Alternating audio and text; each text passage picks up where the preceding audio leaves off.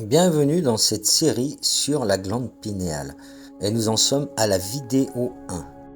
Alors il faut bien admettre que c'est l'un des organes les plus intrigants du cerveau et pas seulement comme symbole mystique mais comme une structure physiologique étudiée depuis plus d'un siècle car elle a des implications réelles sur notre biologie, notre conscience intérieure, notre rythmicité et notre perception.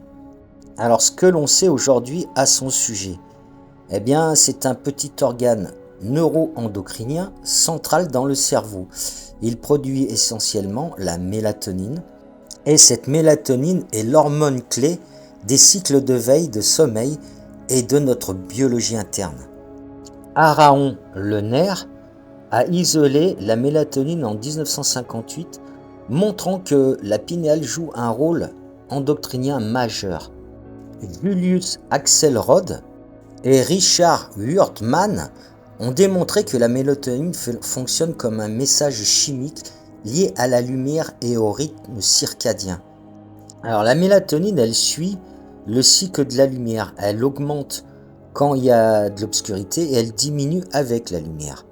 Et cela influe directement sur la qualité du sommeil, les cycles biologiques et l'énergie de récupération. Debra Skene, une chercheuse en chronobiologie, a montré que la mélatonine peut resynchroniser l'horloge interne chez certaines personnes, aveugles, décalage horaire, etc. On peut citer aussi René Descartes, le philosophe français, qui a décrit la pinéale comme le siège de l'âme. Alors dans l'histoire aussi, elle est souvent associée au troisième œil. Aujourd'hui aussi d'ailleurs chez les spirituels. Mais dans des cultures anciennes, surtout en Inde et en Égypte, la notion d'un troisième œil, œil de la sagesse, existe depuis des millénaires.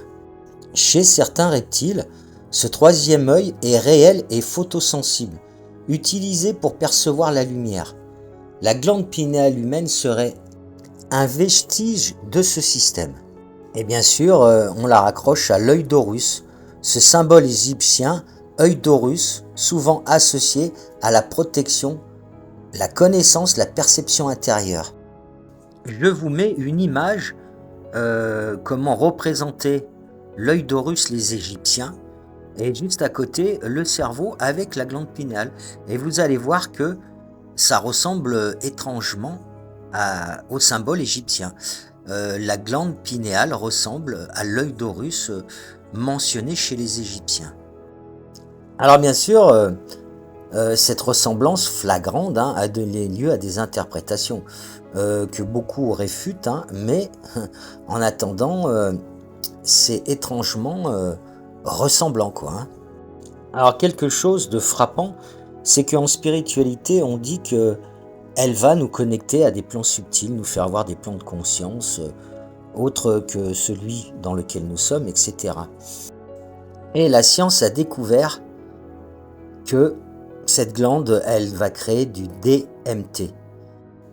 Le DMT, je vais essayer de vous le lire correctement, c'est la diméthyltryptamine. Voilà.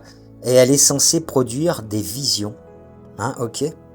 Donc, il y a encore une correspondance qui est un peu étrange, quoi.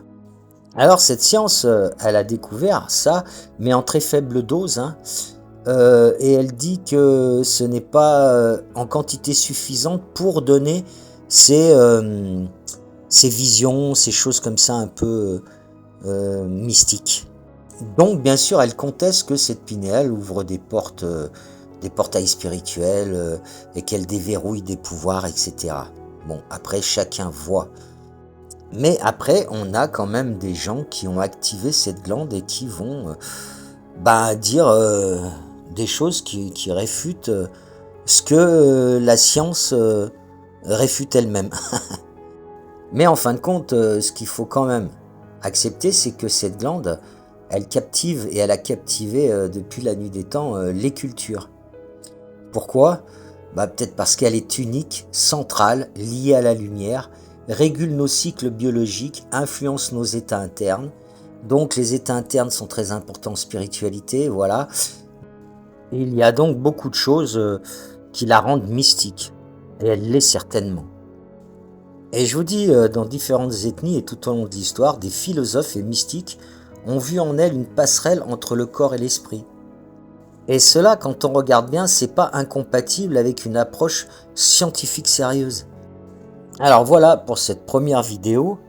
On a détaillé un petit peu, mais c'était surtout pour vous amener à comprendre, globalement, cette glande, et pour vous amener aussi aux pratiques. Parce que je pense que si vous êtes ici, c'est que vous avez peut-être le désir de la réactiver, cette glande, ou de l'entretenir.